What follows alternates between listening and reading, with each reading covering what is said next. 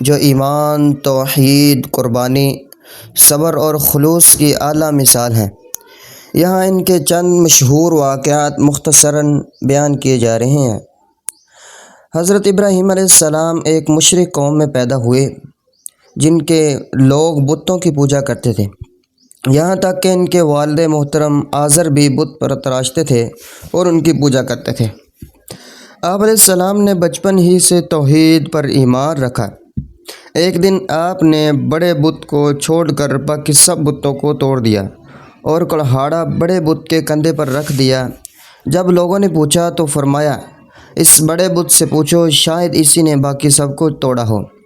یہ حکمت کے ساتھ ان کو سمجھانے کی کوشش تھی کہ یہ پتھر کے بت کو نہ کسی کو نفع دے سکتے ہیں اور نہ ہی نقصان پہنچا سکتے ہیں، لیکن ان کی قوم بڑی ہی بری قوم تھی اور اللہ رب العالمین پر نہ ایمان لے کر آنے والی تھی، نہ سمجھ قوم تھی۔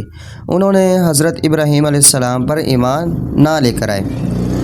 حضرت ابراہیم علیہ السلام جس قوم میں بھیجے گئے تھے اس قوم کا سردار نمرود تھا، ایک ظالم بادشاہ تھا جو خود کو خدا سمجھتا تھا، اور حضرت ابراہیم علیہ السلام نے اس سے اللہ کی وحدانیت پر مناظرہ کیا۔ آپ علیہ السلام نے فرمایا، میرا رب وہ ہے جو زندگی دیتا ہے اور موت دیتا ہے۔ نمرود نے کہا، میں بھی زندہ کرتا ہوں اور میں بھی مارتا ہوں، اور دو قیدیوں کو بلایا، ایک کو اس نے زندہ چھوڑ دیا، آزاد کر دیا، اور دوسرے کو قتل کر دیا۔ پھر حضرت ابراہیم علیہ السلام نے فرمایا، اللہ سورج کو مشرق سے نکالتا ہے تو مغرب سے نکال کر دکھا۔ نمرود لاجواب ہو گیا اور پھر بھی اس نے حضرت ابراہیم علیہ السلام پر ایمان نہ لے کر آیا۔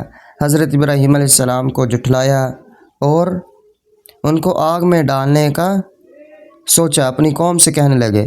حضرت ابراہیم علیہ السلام کو بت شکنی کے جرم میں جلانے کے لیے بڑی آگ تیار کی گئی، مگر اللہ تعالیٰ کے حکم سے، یا نار کونی بردا وسلاما علی ابراہیم، اے آگ ابراہیم علیہ السلام پر ٹھنڈی اور سلامتی والی ہو جا۔ سورۃ انبیاء۔ آگ حضرت ابراہیم علیہ السلام کے لیے باغ بن گئی تھی۔ حضرت ابراہیم علیہ السلام کو کچھ بھی نہیں ہوا تھا۔ حضرت ابراہیم علیہ السلام کو اس آگ سے اللہ رب العالمین نے بچا لیا۔ اسی طرح اللہ رب العالمین ہر ایک انسان کو بچا سکتا ہے، بچا لیتا ہے، جو اس کی وحدانیت، توحید پر اور صبر کرنے والا، خلوص دل سے اللہ کی عبادت کرنے والا ہے، اللہ تعالیٰ اس کو بچا لیتا ہے۔